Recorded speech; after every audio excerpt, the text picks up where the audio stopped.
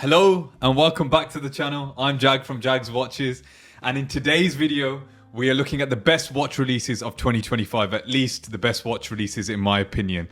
Now, if you are new around here, this is a watch channel that doesn't take itself too seriously. I post 3 times a week, and so if you're looking for good watch content, make sure you like, subscribe and hit that bell icon. I just want to say thank you to all my current subscribers. We got to 500 subscribers in such a short amount of time.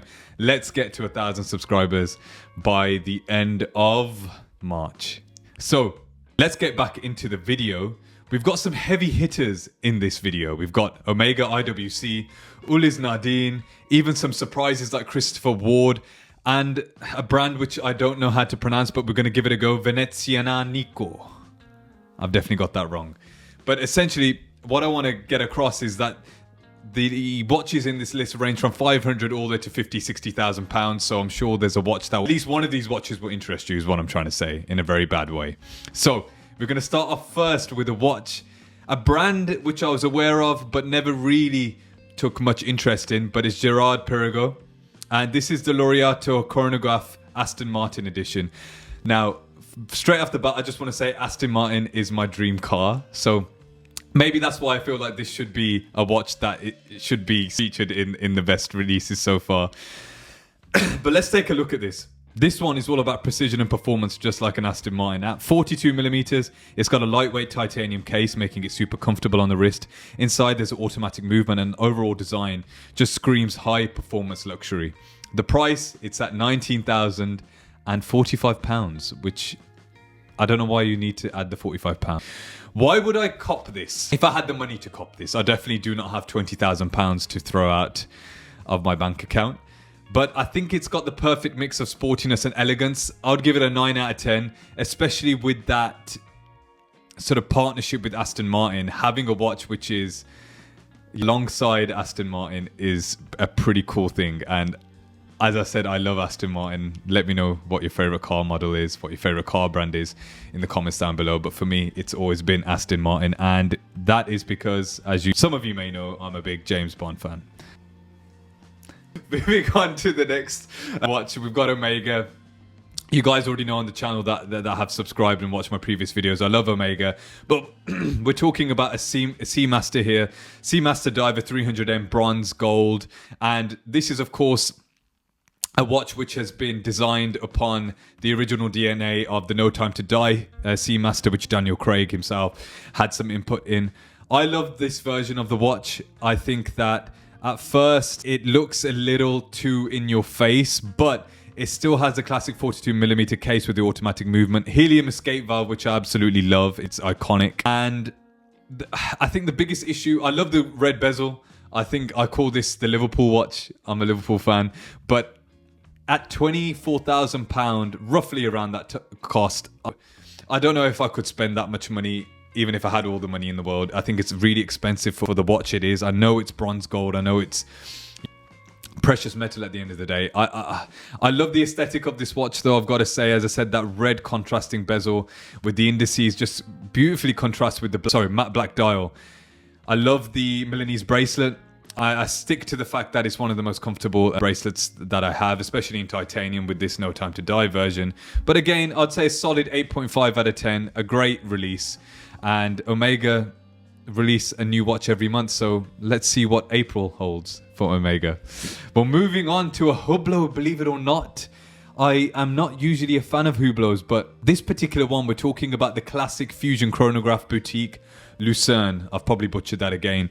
This is a watch which kind of goes with my aesthetic. I love browns, and I wear a lot of brown and taupe colors in my wardrobe, so I can just see this going with a lot of what I have, basically.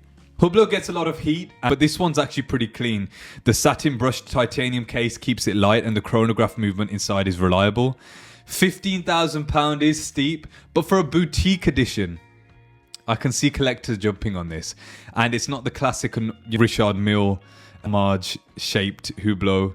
It's not obnoxious. I do think this is quite subtle, but a little flashy, some may think, because of that textured dial. But I actually kind of like this Hublot.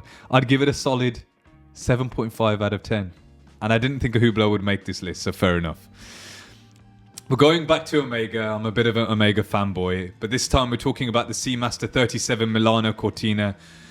And there's one big problem with this watch, and I'm going to start off talking about this watch with its biggest flaw, which I think is the case back. I know that this watch is for the Olympics, but when you spend £16,000 on a watch, especially a dress watch, this is what this is. Give me a display case back, please. I don't care that much about the Olympics, and I'm sure that there's a lot of people out there in the world that don't really care that much about the Olympics. Have subtle branding, please, Omega, with the Olympic line. It's got a beautiful white dial, and everything other than that case back can almost justify the steep cost of £16,000. Maybe not, but I do really like this for a dress watch.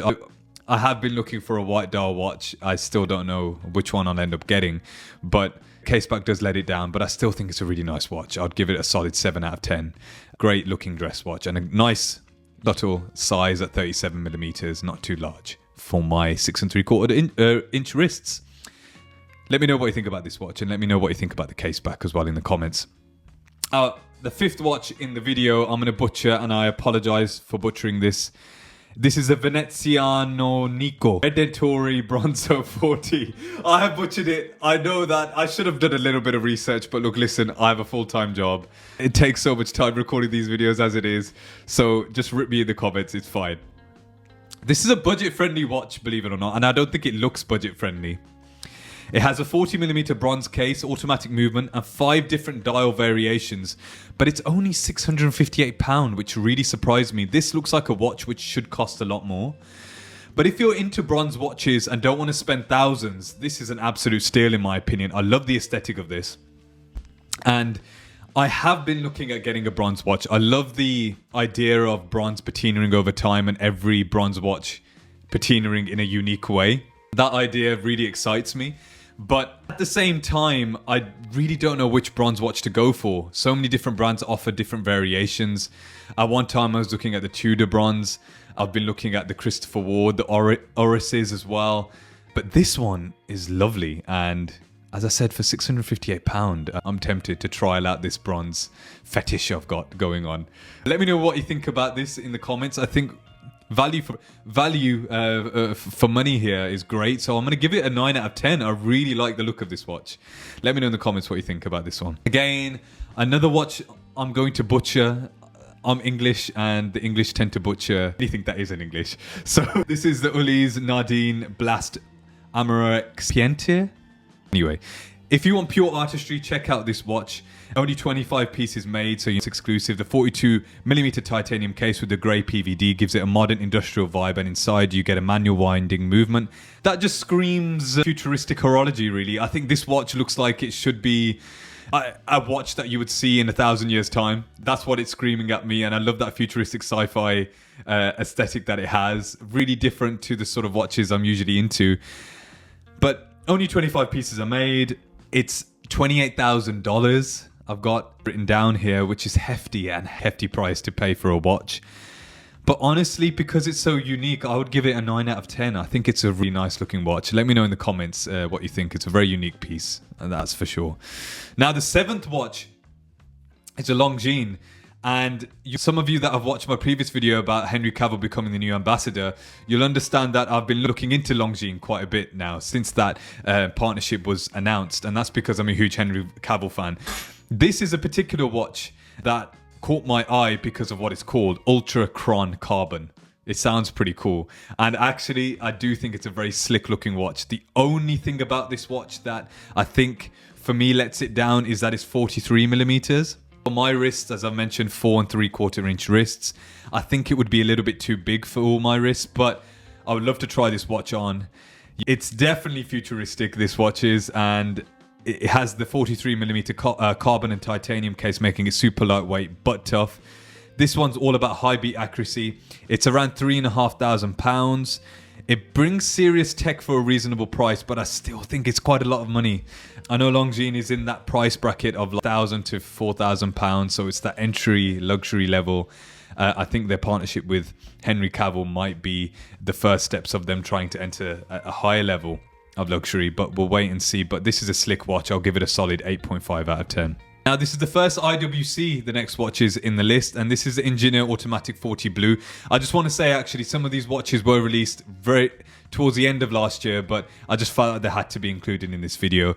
I think this is one of the best watches with the integrated bracelet. I love the blue dial in this. I love the detail on this dial. I think this is a beautiful daily watch. I think the size of this watch is beautiful. And of course, this is a tribute to the legendary Girard-Perregaux design, a 40mm stainless steel case, integrated bracelet, as I've mentioned, a 70s design god. It's almost a tribute to the original IWC. At £10,500, it's expensive. I've watched a lot of reviews about this watch, and a lot of people say it's worth the hefty price tag, and I would love to get hands on with this. I'll give this a solid 9 out of 10, but let me know in the comments if you think it's worth that £10,500. I do think this will be a future classic, by the way, for IWC. Now, moving on to a watch which really excited me when I saw it. It's a Tag Heuer, believe it or not. And I say believe it or not because I don't really talk about Tag much on this channel. And the thing that really surprised me the most is that this is a purple dialed watch. Never in a million years did I think I would want a purple dial watch. But this is the beauty about watch collecting, because it just takes that right watch to come along to change your opinion and change your taste. And this is it. This is the Carrera Glassbox 39mm with a purple dial. A vintage style dome crystal and a sunburst purple dial, and that beautiful sweet spot of 39mm. I think this is the perfect size for the diameter of a watch. It's clean, and for £6,000, I do think it's a little bit high in price. I've asked around about Tag, and often people say you can get a good discount on retail from the Tag boutique, so it's worth a try. Let me know in the comments what you think about this. I really love the aesthetic of this.